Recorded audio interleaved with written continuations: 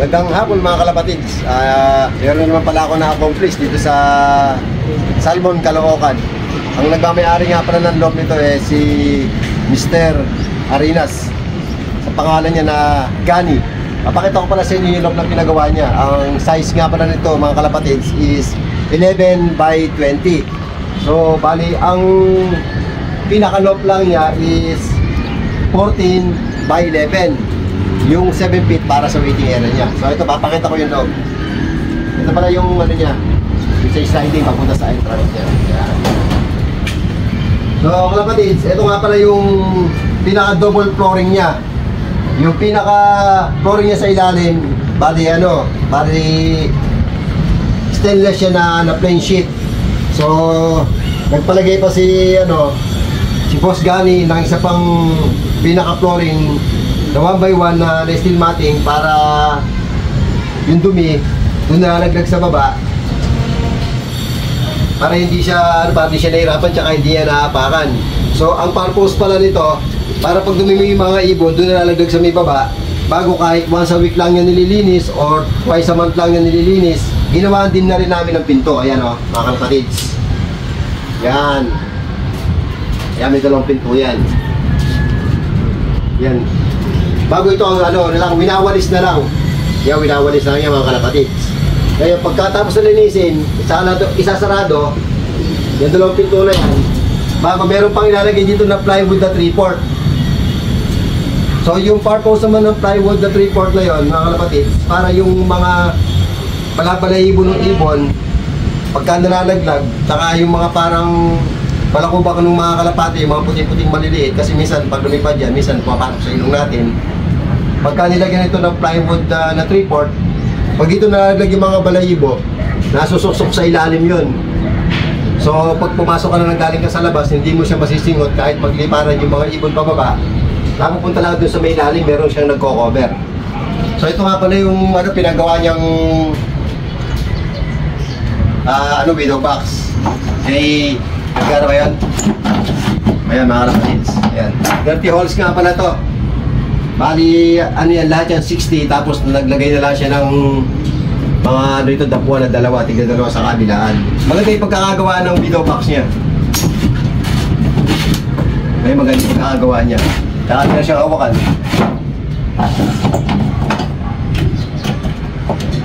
So ito nga pala, yung mga walling na nakikita nyo na yan, puro mga hardiplex lang yan, tapos pininturahan ko na lang.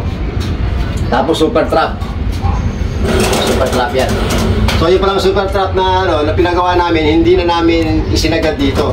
Kasi pagka lalabas ABR mga kalapatids, tatama ito sa ulo. Kaya ang sabi ko sa kanya, ipapasadya na lang natin na square para hindi maging sagabal sa gitna. Kasi kung ito, nakalagay ito dito sa may gilid, hindi nga tatama sa ulo, nandito yung pinto. Pangit siyang tingnan, hindi siya naka-equal. So ito mga kalapatids. So ito pala yung niya, yung ABR niya. Yan mga kalapatids, yung ABR niya, double flooring din siya. So yung pintuan din niya, ito. Bali, ito, stainless din to. Pininturahan lang namin ng epoxy primer gray. Ayan, dalawa yan. Ayan mga kalapatids. Malinis siyang tignan, tsaka lahat ng mga dumi, once na dumi mo yung ibon, lahat babagsak lang doon, may ipon siya, okay lang. So rito walang ganong kalat. Nilagyan ko na nga pala ng PVC sa may ilalim para yung tubig at saka yung dumi, once binuhusan niya, doon ang takbo sa may ilalim niya, pupunta sa may baba.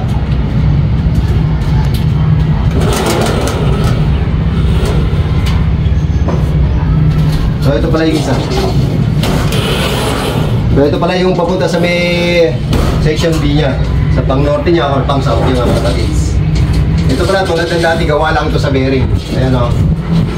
Ayan o, pag tinutulak mo, napakadali lang niya itulak o.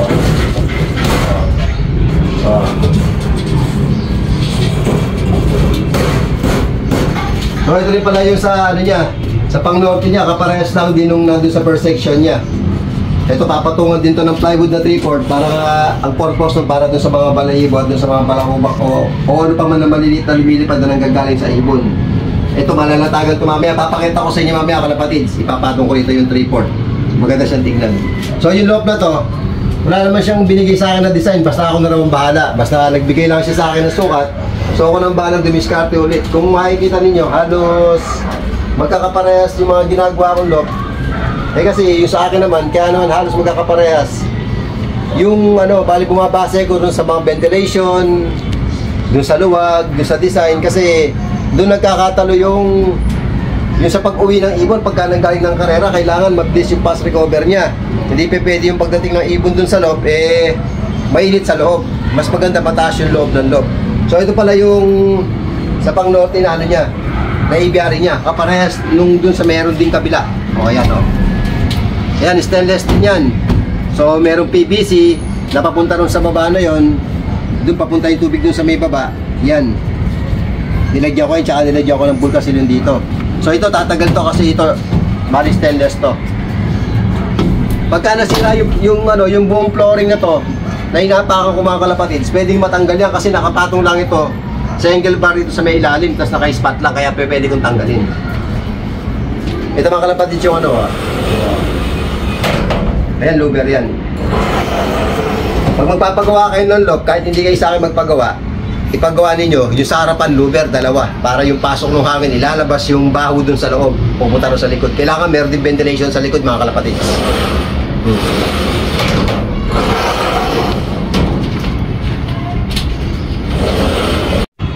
Mga kalapatids, ipapakita ko pala sa inyo yung ventilation. So ito, hindi ko ginawan louver. Ginawa ko muna siyang jalousie para maiba naman. So ito pala. Ayan, lahat yan. Hindi naman sagabal yung pagbukas niya. Ayan. Saka hindi mo naman kailangan buksan ng malaki kasi nga makakalabas yung ibon. Dapat pag binuksan mo lang yung ventilation mo, kailangan half lang siya. Ayan, ganyan lang. Hindi na makakalabas yung ibon. Napakaganda mga kalapatids ang pasok ng hangin. Ayan, halos lahat yan nilagyan ko. Buong paikot. Ayan o. Pag binuksan mo siya ng buo, kung wala yung ibon mo at naglilinis ka ng lock mo, pwede mo siyang buksan nga ng buo para yung amoy may lalabas, tapos buksan mo rin yung louver doon sa may harapan na pintuan. At saka amoy pagbababa, lahat ng mga jalousie na, na ventilation. Ayan o.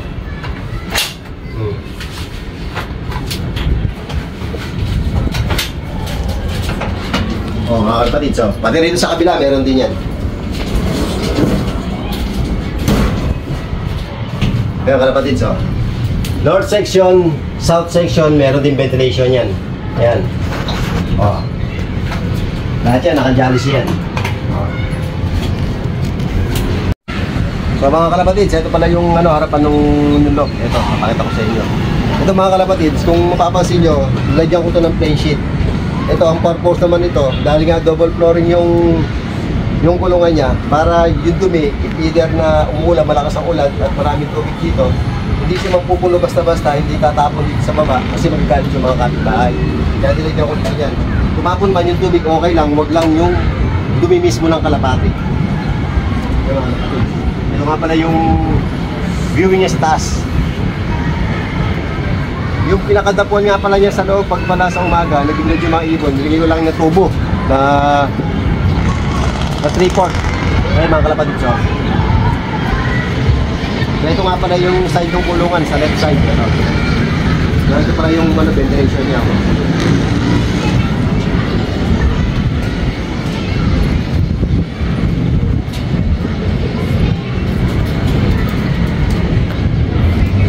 Ito nga pala yung sa likod.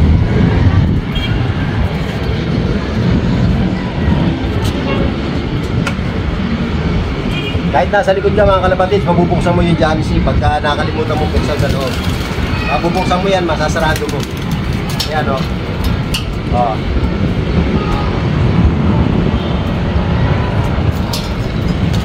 Ito pala, pinalagyan na pala ng aircon ni Boss Gani. So, ito pala taas mga kalapatids. Papakita ko sa inyo yung taas. So mga kapatids, ito nga pala yung yung sa waiting area niya. Ito, bali ito pala, ginawa ito ng fix. Kasi, kaya ito fix, pag binuksan kasi ito tatama kasi yung pinto. Yan, mga kapatids. Ito yung waiting area niya. So nakapang na aircon niya, yan.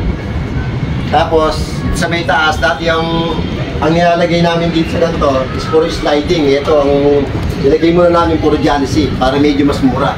Ayan o, ano pa dito? Maganda naman. O.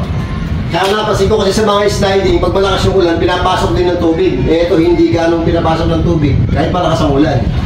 Eh, kasi meron siyang stopper dito, oh. Yan, oh. Yung sa may bandang bubungan, ito, fix din to. Yung tubig para hindi tatalsik dito, may mga kalapatid. Sa papakita ko sa inyo yung sa harapan, sa harapan at sa ibabaw ng aviary, ito sa labas. May mga kalapatid, so. Ito pala ginawa kong viewing sa kanya. Kaya pwede kang pumasok sa loob dito. Pag matigas yung ulo ng ibon, ay pumasok, pwede kang pumasok. Pwede mong muliin, pwede kang lalabas. Bago dito sila papasok. Ayan dito kalapatid. Dito sila papasok, dito sila lalabas pagka nag-viewing.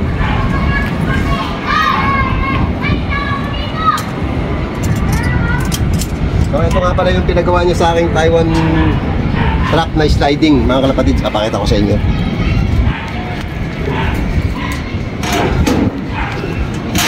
Ito nga pala sa sa stainless na 1/4. 1/4 lang ginamit ko para hindi siya mabigat. Yan o, napakadaan lang hilang, napakaganit. Tapos nag-request siya sa akin na lagyan ko ng divider dito para pagka nagtuturo siya. Ito, ginawa ko na lang siyang na simpleng divider na lang. Ito, yung napapasin mo yung nasa gitna na to, yan pwede mag-stack ng ibon sa kabila, pwede din mag-stack sa kabila. Ito, ditanggal lang. Tapos pagka gusto niya isarado, ito babalik na lang niya to para hindi hassle, para hindi na gano'ng matrabaho, para hindi na rin siya mahirapan. Tapos pwede isarado, hindi abala dun sa kalapating tinuturuan niya. Bago ito pala yung mga tusok-tusok sa taas para hindi dumapo rito sa may ibabaw. At katulad nung nandun din sa merong taas ng waiting area, siguro meron din dadapo, aalis din kagad, mangangalay siya. Kaya kalapatid yung kabuuan ng ginawa ko sa kanyang dog ni Boss Gani. Di mga sumobra pala kaming materyales, 3 piraso lang ata. Ginawa ko na lang ng upuan si Boss Gani dito sa labas para sa mga bisita niya. Pagka sa umaga, tanghali, so kung mainit, dyan sila sa may taas, dyan sa may aircon, pagka hapon na, pwede na sila magtambay dito. So ito pala yung mga ginawa kong ito pala ginawa kong upuan para sa mga bisita niya. Ayan. So wala pa na akong sumobra mga gamit. Halos mga 1 taon ka lang ang sumobra. O yan mga kalapatids. Ito nga pala yung location niya, napakaganda ng location niya. Dito lang ito matatagpuan, malapit lang ito sa Fisher Mall ng Salmon. Ayan o mga kalapatids o. Ayan, Fisher Mall ng Salmon. Ito ang kauna-unahan Big Lock ng Caloocan dito sa may Salmon, dito sa lugar na to. Ito. So papakita ko pala sa inyo yung purpose ng plywood na 3/4 dito sa double flooring. Ito pala mga kalapatids yung plywood na 3/4 na nasasabi ko nga kanina na ang purpose niya ay ganito. Ito, kaya nilagyan pa namin ng patungo ng ganito para yung droppings ng ibon makikita na rin dito at para pag nagkakainan sila nandito na rin. Itong plywood na 3/4 na to, ito pwede din siyang ilalim. Ngayon pag maglilinis ka mga kalapatids, ito maaalis din to. So ito kaya ito nilagay dito, yung mga balahibo pagka nalaglag, pag nagliliparan yung mga ibon, doon mapupunta sa ilalim, magsusuksok. So kung mapapansin ninyo, kahit pumasyal kayo rito sa isang buwan, 2 beses o kahit mag-load visit kayo rito, makikita ninyo bago ito linisin nung may-ari nito, isang buwan, baka 2 beses, makikita ninyo lahat ng balay ko mga kalapatids nandun sa ilalim. Parehas na parehas yan. Aalis din yan. Lahat ng balahibo, pag bumagsak dito, lumipad yung mga kalapati, mapupunta yung balahibo doon. So hindi siya asset. So mga kalapatids, hindi nga pala akong nagpapasalamat sa taong nagpagawa nito at nagtiwala sa akin at nagbibigay sa araw-araw sa akin ng pagkain. Nagpapasalamat pala ako kay Moy Moy Palaboy at sa Arinas Family. Maraming salamat pala sa magandang pagtanggap sa akin dito. Hindi nyo ako pinapabayaan sa oras ng pagkain. Mga kalapatids, sa lahat pala ng mga gusto magpagawa sa akin, mag-PM lang sa akin. Huwag kayo mahiyang magtanong o hindi man kayo magpapagawa sa akin ng lock, pero kung kayong nakontak na iba, kung merong kayong hingi suggestion sa akin, pwede naman kayo magtanong sa akin. Basta kung meron lang kayong kung meron lang din kayo mga kaibigan na mga gusto magpagawa, i-offer nyo lang ako kung sakaling hindi ako busy. So, mga kalapatids, hanggang sa muli. Maraming salamat panood sa inyo. Ito nga pala si Mark Aguilos ng Calafate, Bulacan. Thank you.